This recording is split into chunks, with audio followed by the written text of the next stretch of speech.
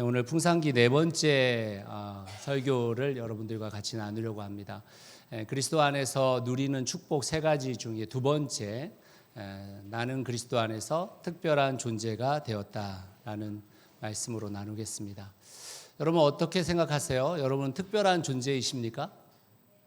네, 대답하시는 분들이 계시네요. 네, 1부 때는 거의 없더라고요. 네. 여러분 그리스도 안에서 특별한 존재이십니까?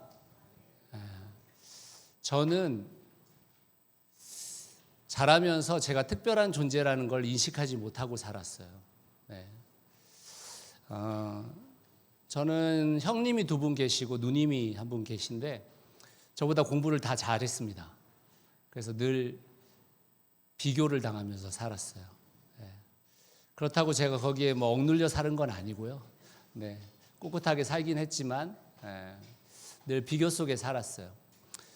저는 중학교 2학년 때까지 반에서 가장 작았습니다. 키가.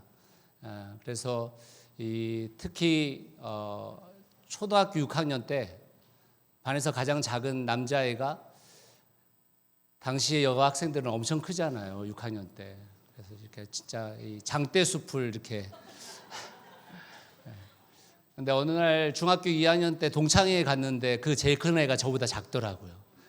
굉장히 큰 쾌감을 누렸습니다. 그렇게 좀 작게 태어나서 작게 살았습니다.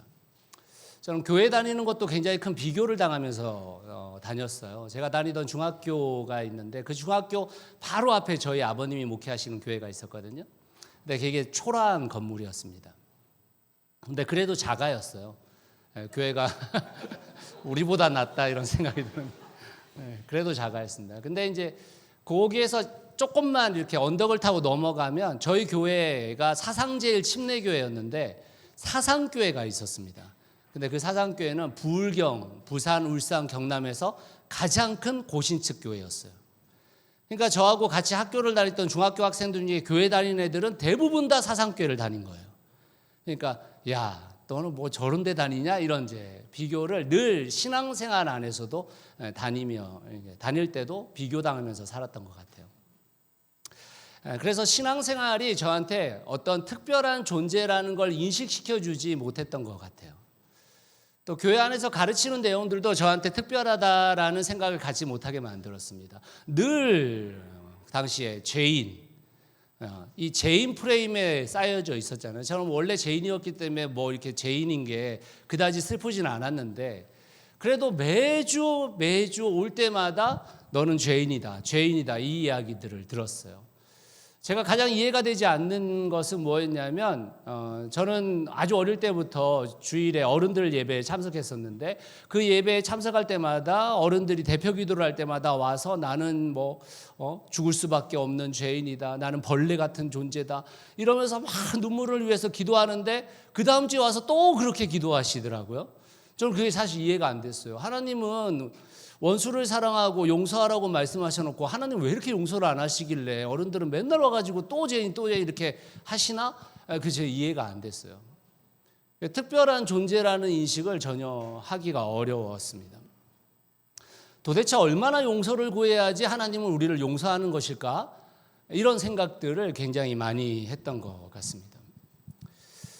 저는 교회에서 천국과 지옥 이야기를 들을 때도 굉장히 좀 어려웠어요. 그 성경에 굉장히 우리 아버님이 강조하시는 말씀 중에 하나가 뭐였냐면 부자가 천국에 들어가는 것은 낙타가 바늘기에 들어가는 것보다 어렵다 이렇게 얘기를 자주 하셨는데 어른들은 늘 부자가 되기를 원하셨어요. 천국에 들어가기 싫은가 봐. 매번 부자가 되기를 원하셔. 그래서 저는 하나님의 말씀하고 도대체 이 삶의 방향은 뭐가 이렇게 안 맞나? 이런 생각들을 많이 했던 것 같아요. 수고하고 무거운 짐진 자들아 다 내게 오라 내가 너희를 쉬게 하리라 하셨는데 제가 초등학교 5학년 때부터 교회 바닥을 주일날 토요일날 아침이 되면 어머님이 그 바닥을 왁스를 닦으셨거든요. 이 플라스틱으로 이렇게 된 게 있었어요. 그거 깔아놓고 그 왁스칠을 처음에 왁스를 전면을 다 이렇게 칠해야 됩니다. 그럼 두 번째 걸레로 마른 걸레로 왁스를 또 이렇게 구석구석 해가지고 비벼요. 1시간 좀 기다리고 나서 거기에 빚을 내야, 광을 내야 돼요. 수고하고 무거운 짐진 자들을 다 내게로 오라. 내가 쉬게 하겠다고 했는데 저는 신앙생활이 너무 고달팠어요. 너무너무 힘들었습니다. 전혀 믿기지가 않았고 저에게 특별하다라는 개념, 특별한 존재다, 너는 하나님 안에서 그리스도 안에서 특별한 존재다, 이런 거를 인식할 만한 상황이 전혀 되지 않았습니다. 누구도 나를 특별하게 여겨주지 않았어요.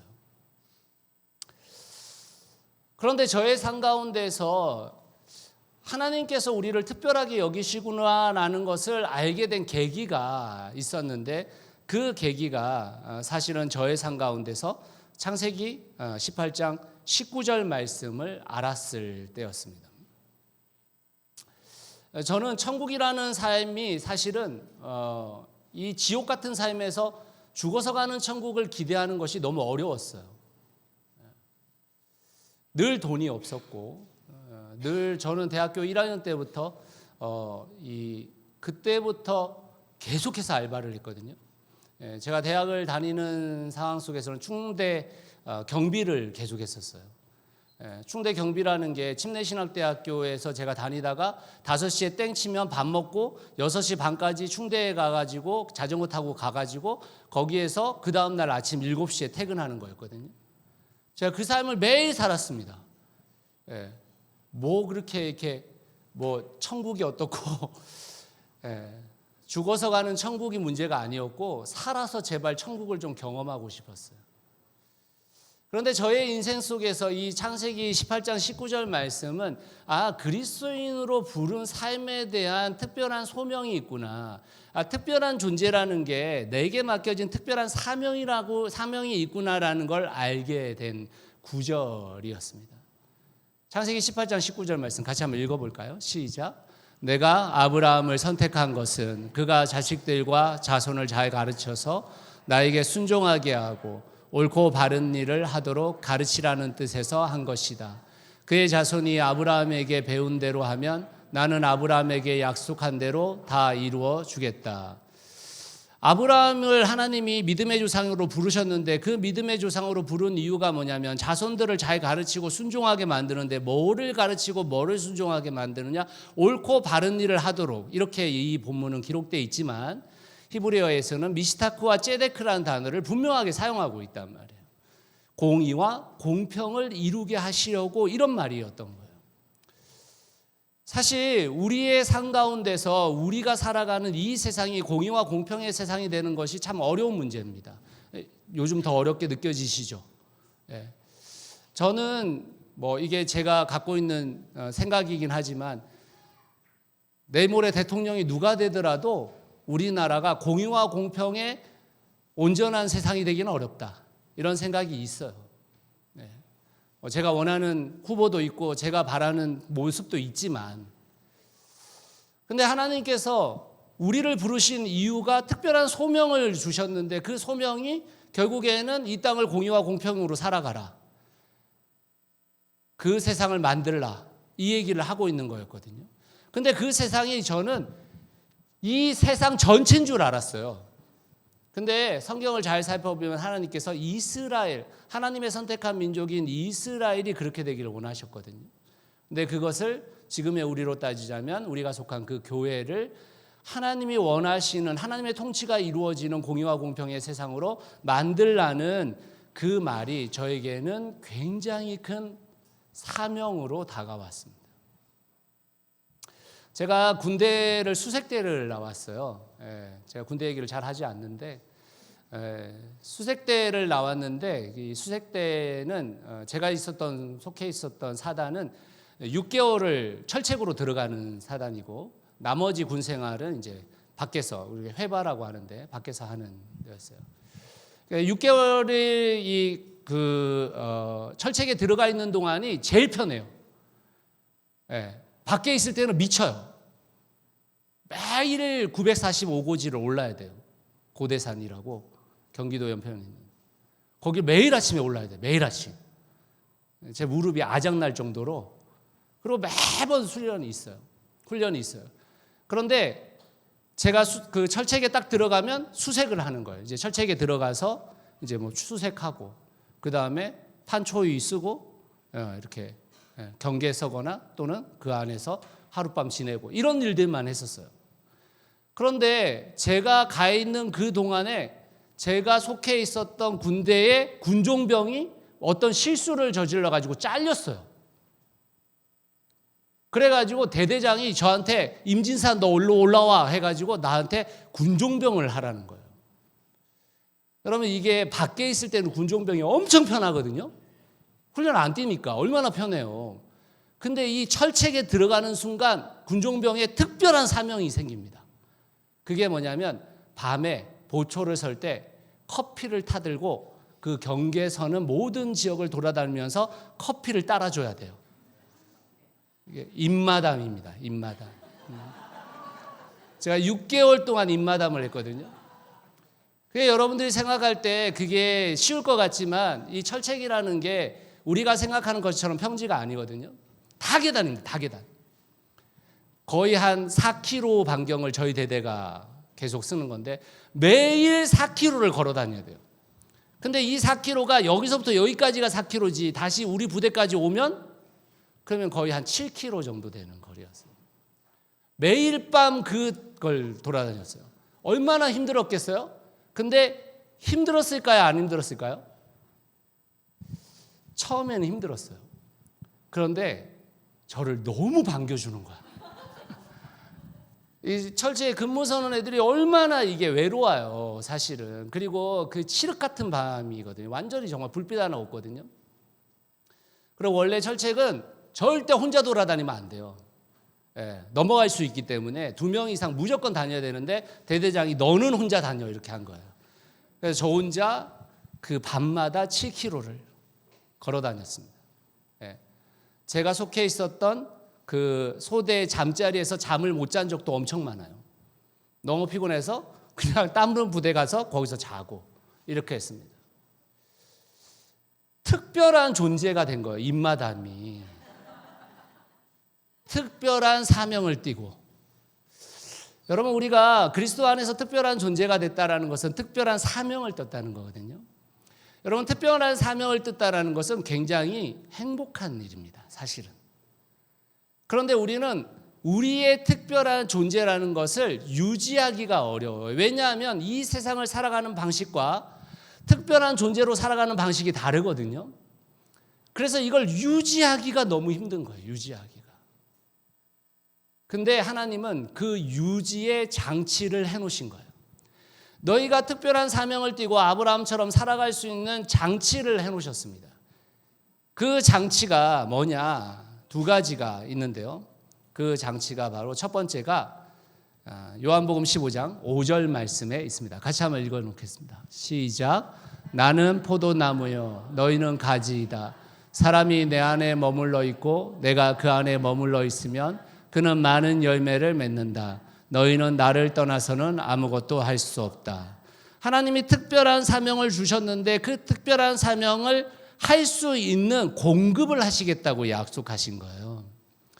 그 가지 안에, 그 뿌리 안에 그 나무 줄기에 붙어 있는 가지다 너희는. 그래서 너희가 애쓰는 게 아니라 하나님께서 공급해 주시겠다고 약속하신 겁니다. 그래서 우리는 특별한 존재로 살아갈 수 있는 거예요.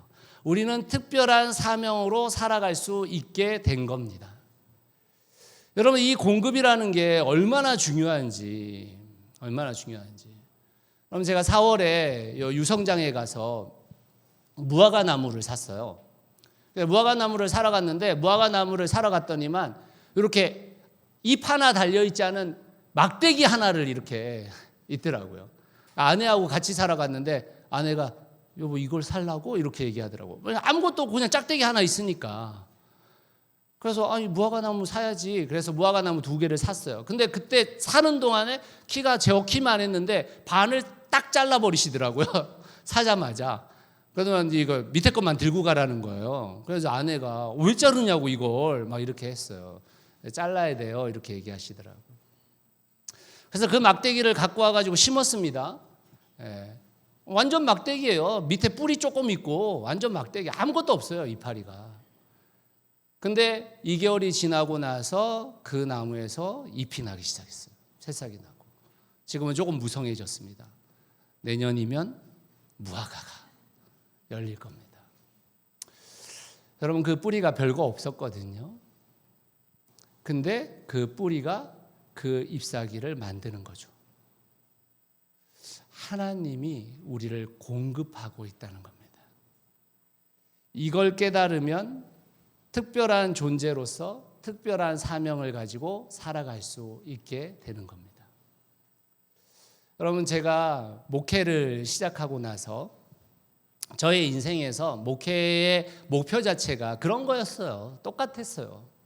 화려하고 큰 예배당, 수많은 사람들이 있는 그 교회에서 목회하는 거, 그거 어떻게 꿈이 아니었겠어요. 신학생 내도록 그런 꿈을 꿨죠. 또 그런 데 쫓아가가지고 뭐 들어보고 뭐 그 목사님들의 노하우도 배우고 얼마나 많이 그랬겠어요. 근데 어느 날 제가 한 세미나에 갔는데 그 세미나에서 어떤 한 분을 만나게 됐습니다. 그분이 아름다운 공동체의 최철호 목사님이라는 분이거든요. 아마 여러분 대부분이 모르실 거예요. 근데 그 최철호 목사님을 만나서 그분의 세미나를 듣는 동안에 제 마음에 굉장히 요동침이 있었어요. 저건 뭐지? 그러면서 제 마음속에 최철호 목사님을 좀 배워야 되겠다 이런 생각이 들었어요. 그래서 전국에서 최철호 목사님이 어디 가서 세미나를 참여하는 데가 있으면 가서 그걸 계속 들었습니다. 광주에도 간 적이 있고 또 뭐 양평에도 간 적이 있고 뭐 굉장히 많이 갔어요.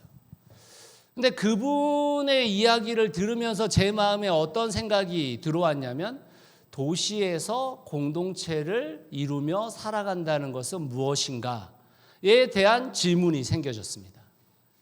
그리고 나서부터 제가 안양에 있는 가양 공동체도 가보고 청주에 있는 쌍샘 자연교회도 가보고 봉담에 있는 더불어 동산교회도 가보고 보은에 있는 예수공동체도 가보고 이런 공동체들을 다녀보면서 지금 제가 하고 있는 이 목회의 색깔을 갖게 됐어요.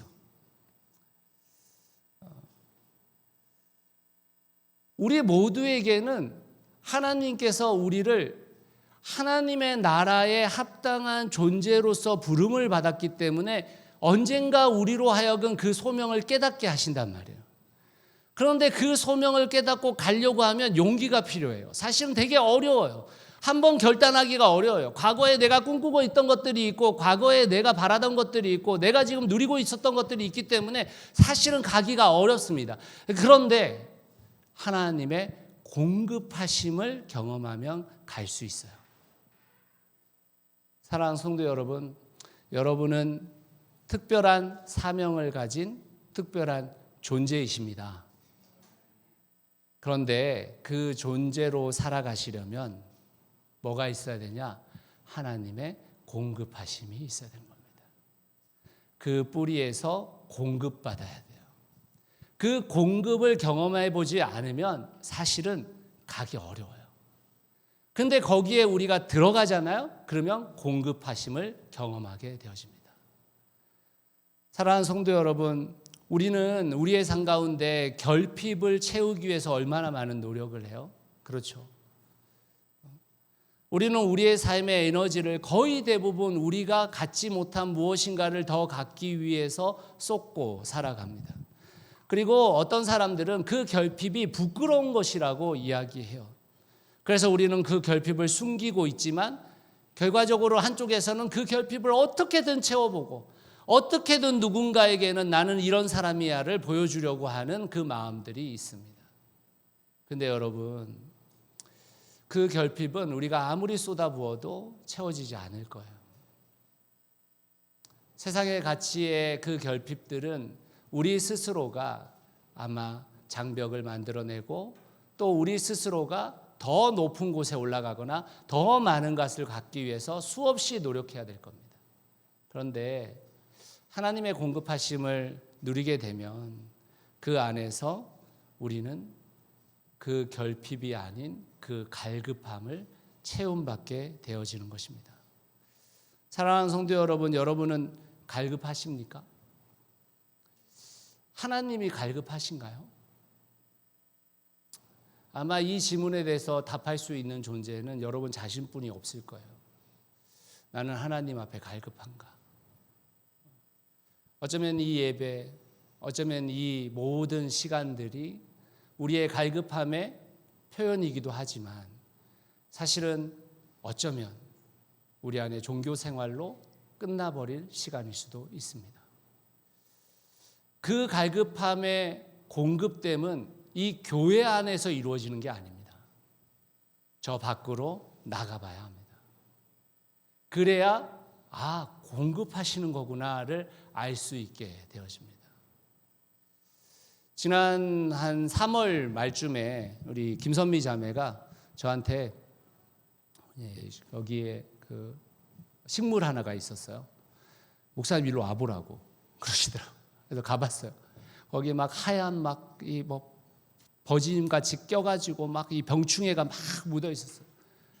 그래가지고 제가 그 화분을 밖에 내놨습니다. 밖에. 그리고 가지들을 다 잘랐어요. 여러분 지금 이 안에 있는 화초들은요, 겨울이나 지금이나 색깔이 다 똑같아요.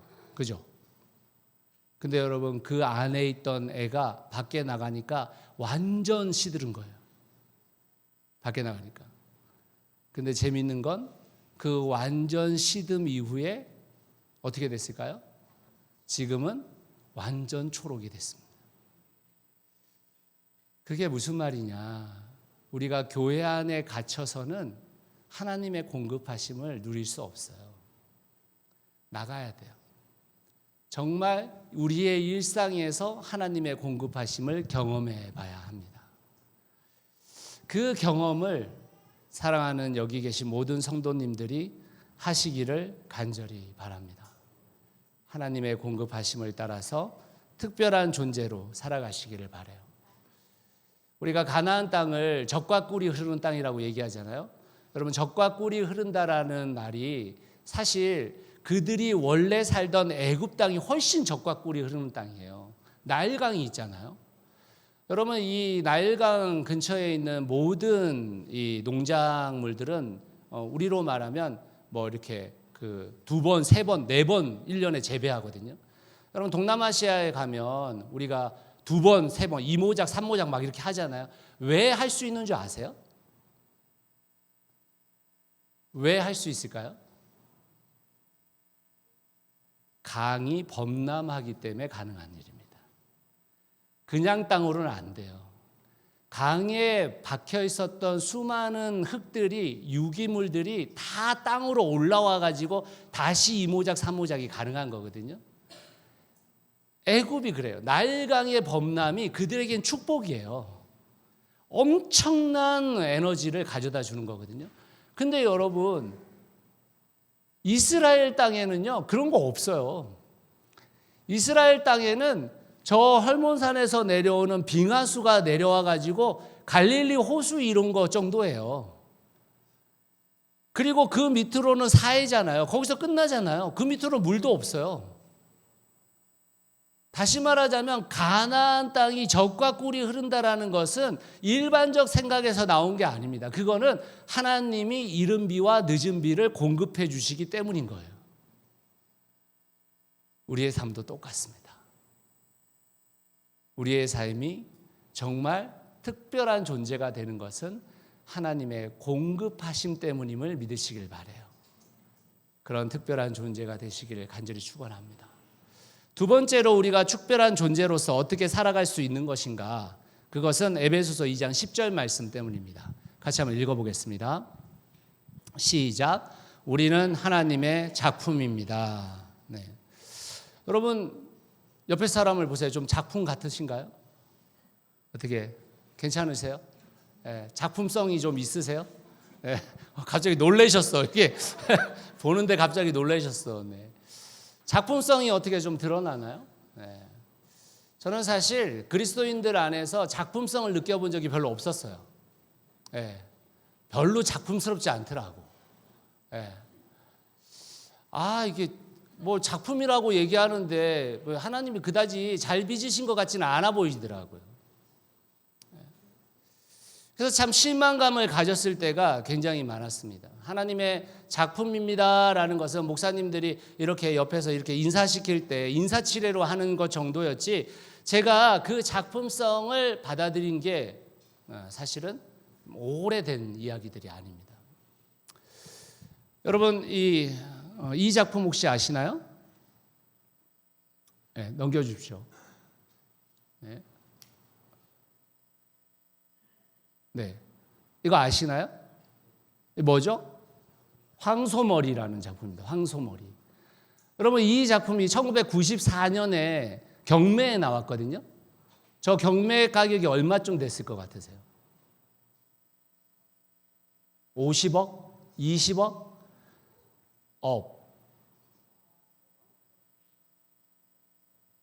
얼마나 됐을 것 같으세요? 여러분, 저거 뭘로 만든 거예요?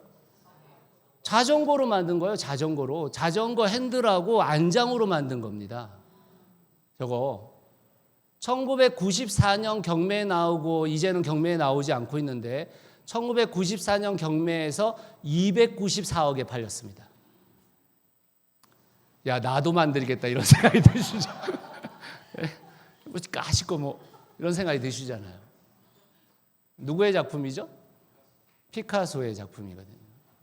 290억. 지금은 시가 500억이 넘을 거라고 예상하고 있습니다. 여러분, 우리의 작품은요, 우리의 작품이라는 개념은 여러분, 우리가 잘나서 작품이 아니에요. 누가 손댔는지의 문제인 거예요. 그분이 우리를 손댔기 때문에 우리는 작품인 겁니다. 아니, 솔직히 지금 저거 박정숙 자매님한테 맡기면 좀 더 잘 만들 가능성이 있어요. 솔직히. 예?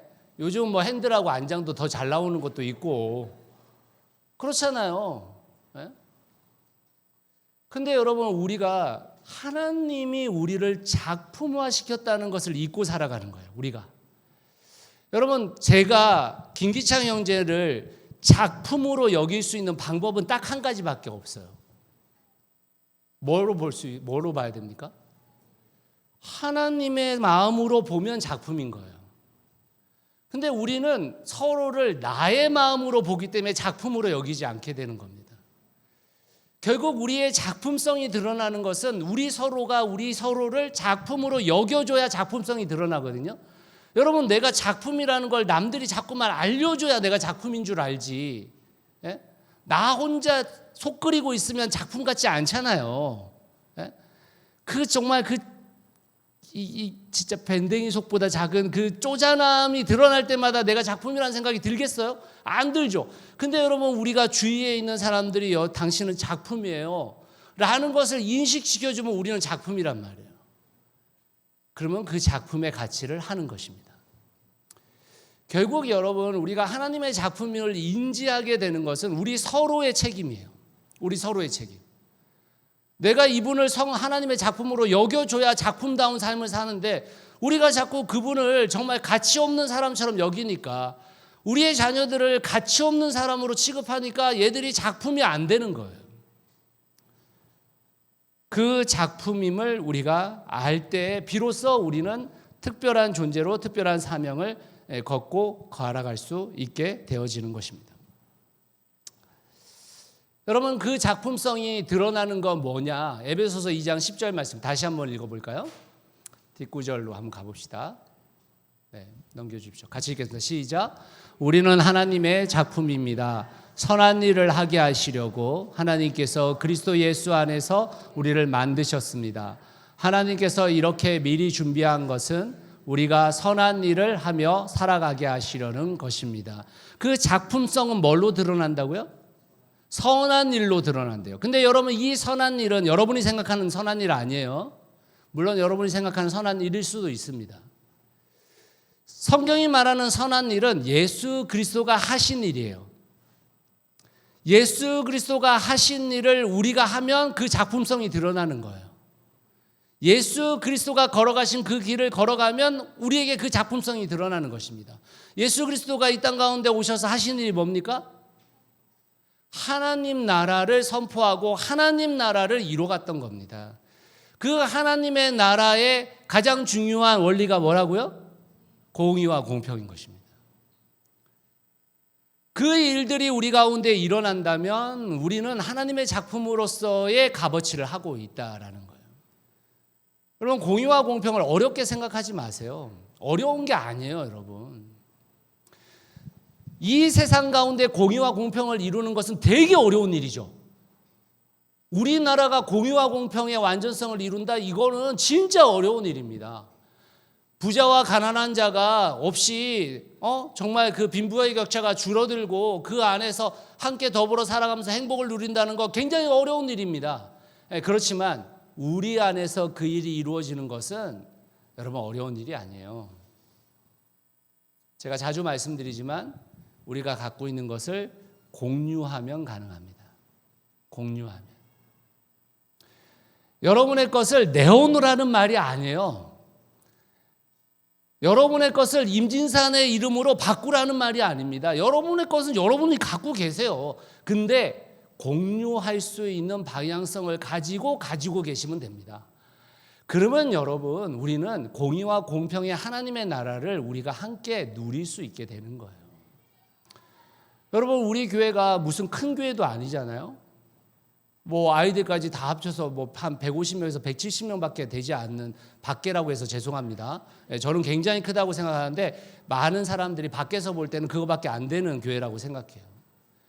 근데 여러분, 우리 교회를 하나복이라는 600교회가 주목하고 있어요. 왜 주목하고 있느냐? 공의와 공평의 하나님의 나라를 이루려고 하는 시도들이 시행되고 있기 때문에, 그래서 여러분 주목하고 있는 거예요. 별거 아닌 것 같아 보이잖아요. 그런데 다시 말하자면 한국 교회에 하나님의 나라를 이 땅 가운데 실현하려고 하는 시도가 일어나고 있지 않다는 거예요. 그걸 반대로 이야기하자면 여러분, 그 안으로 들어오시면 됩니다. 그 안으로 들어오면 돼요. 사랑하는 성도 여러분, 여러분 안에 신앙생활에 대해서 어떨 때는 내가 뭐 이 신앙생활이 뭐 별거 없다 이런 생각도 들고, 신앙생활 해봤자 그렇게 뭐 특별한 것도 없다 이런 생각도 들고, 때로는 신앙을 떠나고 싶은 마음도 생기고, 이런 마음들이 드시는 분들이 계시잖아요. 여러분, 왜 그러신 줄 아세요? 그 안으로 안 들어와서 그런 겁니다. 그 안으로 들어오잖아요. 그러면 하나님의 나라를 이루는 그 안으로 들어오잖아요. 그럼 그런 생각 할 겨를이 없어요. 왜냐하면 바빠 죽어요. 이거 사는 것 자체가 너무 익사이팅해요. 그래서 내가 뭐 딴 거 신경 쓸 겨를이 없어요. 그 안에서 이루어지는 일들이 너무 놀라워요. 우리가 생각한 것보다 훨씬 커져요. 훨씬 막 역동이 생깁니다. 생명력이 막 역동해요. 그런 생각을 할 수가 없어요, 사실은. 근데 우리가 들어오지 않기 때문입니다. 밖에서 관망하기 때문인 거예요. 정말 하나님이 살아계시고 하나님이 정말 이 땅 가운데, 우리 가운데 역사하시는 분이라는 걸 경험해 보고 싶으세요? 들어오세요. 하나님의 나라를 이루려고 하는 사람들의 모임으로 들어오세요. 그냥 경험되어져요. 그냥. 근데 우리는 그 안으로 들어오지 않는 겁니다. 선한 일 안으로 들어오지 않는 거예요. 예수 그리스도가 이 땅 가운데 살아간 그 길로 들어오지 않는 겁니다. 그게 참으로 안타까운 일이에요. 사랑하는 성도 여러분, 우리가 하나님 앞에 공급받고 있는 가지래요. 하나님이 우리를 작품으로 만들었대요. 작품값은 좀 합시다, 우리. 그렇지 않겠습니까? 작품으로 만들었다고 했는데 작품값을 못하고 하면 어떻게 될까요? 저는 새누리상교회 모든 성도들이 하나님 안에서 작품됨을 누리시길 간절히 소원합니다. 말씀의 결론을 맺겠습니다. 여러분은 작품입니까? 아니면 제품입니까? 이 세상은요, 우리를 제품화해요.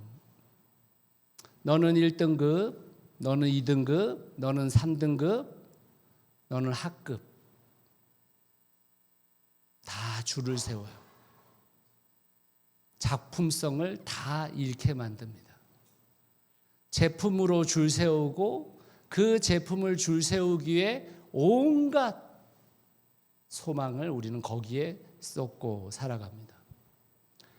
우리의 인생이 넘버원이 되기를 사람들은 바라요. 특히 우리 부모님들, 우리의 자식들이 어디 가서 넘버원이 되기를 바라죠. 하나님은 우리를 온리원으로 키우셨어요. 너는 너 자체로 작품이야 라고 말씀하셨습니다.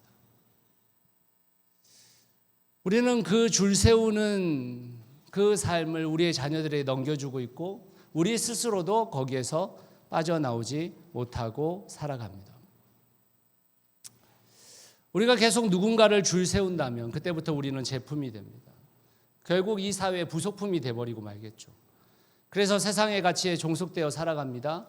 그러면 부자와 가난한 자를 나누고 권력자와 비권력자를 나누는 세상, 그 세상을 살아가요.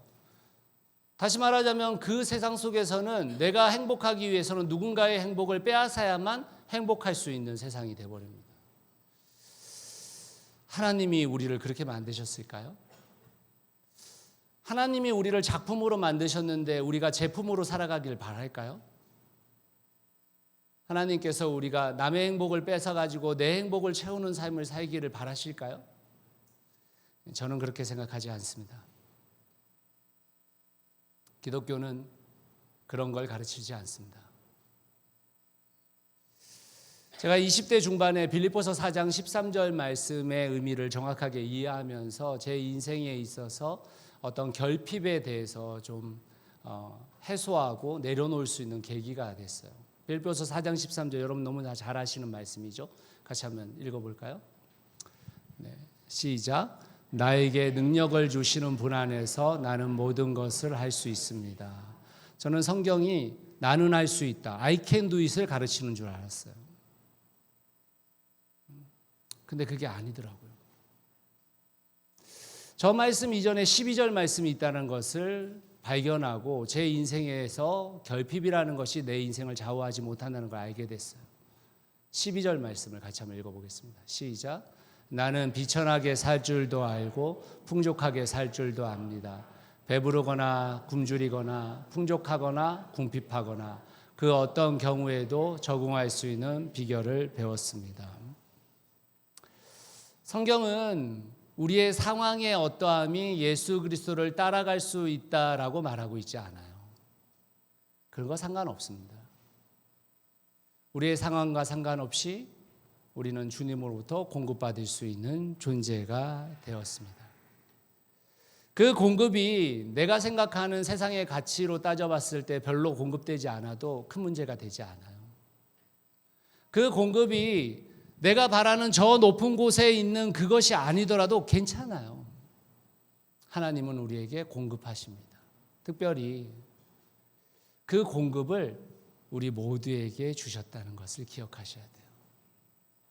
내 옆 사람의 결핍은 내게 책임이 있는 겁니다. 내게. 그게 그리스도인이에요. 그게. 그 결핍을 함께 채워나가면 내 것이 사라질 것 같지만 그렇지 않아요. 하나님은 우리에게 엄청난 것을 공급해 주셨거든요. 제가 얼마 전에 저희 집 근처에서 정원이 굉장히 아름다운 집을 발견했습니다. 사실 2년 전에 거기에 이사 갈 때부터 발견했어요. 2년 동안 엄청 누렸어요. 꽃이 너무 아름다워요. 지금 5월이죠. 5월에 장미가 정말 그 집에 한 40종이 장미가 있어요. 집도 엄청 좁아요. 엄청 많이 해놨어요. 너무 아름답습니다. 향도 너무 좋고.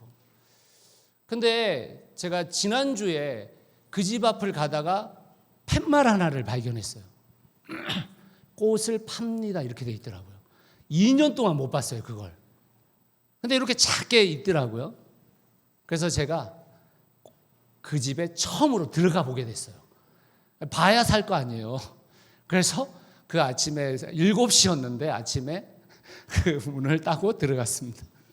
일하시는 그 주인 아저씨가 계시더라고요. 들어와서 보라고 하더라고요. 그래서 제가 그걸 보고 나서 집으로 이제 갔어요. 한 15분쯤 보고 나서. 되게 좁아요. 뭐 15분 볼 게 없어요. 근데 박 선생님이 거기 박정숙 자매님이 그 온심에서 일하고 계시더라고요. 아침에 일찍 나오셔서. 그래서 제가 자매님한테 자매님 5분만 내시라고. 그래서 그 아침에 자매님을 데리고 또 갔습니다. 그 꽃집에 갔어요. 그래서 자매님이 가자마자 감탄을 하시면서 산 꽃이 이거예요. 이걸 사셨어요, 이거를. 저는 사라고 보니까 온 게 아니었는데 그 자리에서 바로 사셨어요. 자, 여러분이 지금 누리고 계시죠. 제가 지난주 주일날 거기에 감탄해서 온심에 왔던 우리 박상미 자매하고 정그로 경제를 또 거기를 데리고 갔어요. 또 거기 가서 그날 가면서 제가 2년 동안 누린 게 있어서 우리 온심 베이커리에서 만든 빵 사가지고 산 건지 잘 모르겠는데 하여튼 갖다 드렸어요. 그분이 제가 없는 화요일 날 저희 온심 브런치 와서 식사를 하셨대요. 그래서 제가 없었어요. 그래서 제가 다시 지난주 목요일 엊그제죠? 금요일 날 그 집에 오후에 들려가지고 드디어 그 집의 정원을 바라보면서 정자에서 음료수를 마시면서 그걸 누렸습니다. 근데 그때 올 때 혼자 오시지 않고 또 다른 한 분을 모시고 왔대요. 근데 그분이 제가 진짜 2년 동안 저곳의 주인은 누굴까라는 그 집의 주인이셨어요. 완전 동네에서 산으로 올라가 있는 집이라서 아무도 못 보는 집인데 제가 호기심이 있어서 거기에 벚꽃이 너무 아름답게 피어서 호기심이 있어 갔다가 그 집을 보고 나서 집이 되게 오르매요. 근데 그 집 앞 공터가 너무 이뻐. 한 100평쯤 될 거예요. 제가 여기를 꽃밭으로 꾸미면 애들이 잘 놀겠다 이러고 마음을 갖고 있었던 그분이 그 집 주인이래요. 그래서 그분을 또 만났어요. 그래서 그분이 저한테 뭐라고 했냐면 목사님 여기 목사님 땅이라고 생각하시고 마음대로 꾸미셔도 돼요 이렇게 얘기하시더라고요. 제가 언제 그걸 완성할지 모르겠지만 사랑하는 성도 여러분, 우리가 같이 공유하면 돼요. 우리의 삶을 공유하면 우리가 갖고 있는 근심의 50%는 벌써 줄어요. 하나님이 우리에게 하나님의 사람으로서 특별한 존재로 여러분을 부르셨다니까요. 그 특별한 존재로 충분히 존재하실 수 있다니까요. 하나님의 공급하심을 믿으시길 바랍니다. 그거 내 땅 되고지 않아도 돼요. 그거 내 땅 내면 재산세만 내고 슬퍼요. 남의 땅이지만 내가 누리면 되는 거잖아요. 왜 우리는 꼭 그게 내게 돼야 된다고 생각할까요? 안 돼도 괜찮습니다. 안 돼도. 우리가 함께 이 땅 가운데 하나님의 나라를 받아들이는 사람으로 살아갈 수 있기를 바랍니다. 그런 특별한 존재가 되시길 간절히 소원해요. 우리 옆에 있는 분한테 이렇게 미래를 기대하면서 이렇게 한번 얘기합시다. 당신은 그리스도 안에서 특별한 존재입니다.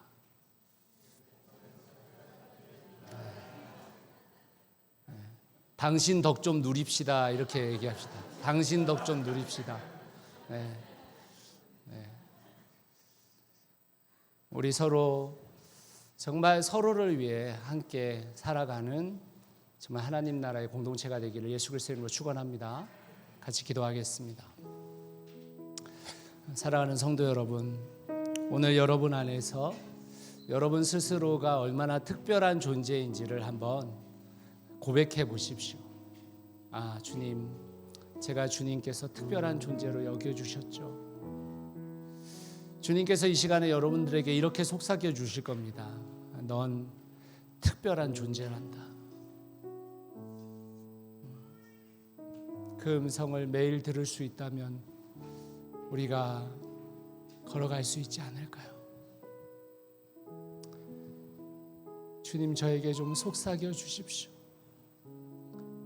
이 연약한 마음에, 이 상처 입은 마음에, 힘들고 어려운 시기를 겪고 있는 저에게 주님, 넌 특별하단다. 이렇게 주님 저를 좀 속삭여 달라고 우리 같이 한번 기도하겠습니다. 주님, 그리스도 안에서 우리가 얼마나 특별한 존재인지를 알게 하셨습니다. 주님, 우리는 정말 특별한 존재로 부름받았습니다. 주님, 우리는 정말 특별한 마음으로 이 땅을 살아갈 수 있게 됐습니다. 주님, 우리가 서로를 누리며 서로를 사랑하며 특별한 존재로 걸어갈 수 있도록 인도하여 주시옵소서. 주님, 감사합니다. 주님, 매일 속삭여 주시기를 간절히 소원합니다. 아니, 매 시간 우리가 특별한 존재임을 인식하고 살아갈 수 있도록 도와주십시오. 특별한 사명을 띠고 있다는 것도 알게 해주시고, 그 특별한 사명이 우리에게 얼마나 놀라운 일을 만들어낼지를 기대하며 살아갈 수 있도록 인도하여 주시옵소서. 주님, 감사합니다. 우리를 그리스도인으로 부르셨사오니 우리가 그리스도인이 누리는 그 복을 마음껏 누릴 수 있도록 주님 도와주시옵소서. 예수 그리스도의 이름으로 기도드렸습니다. 아멘.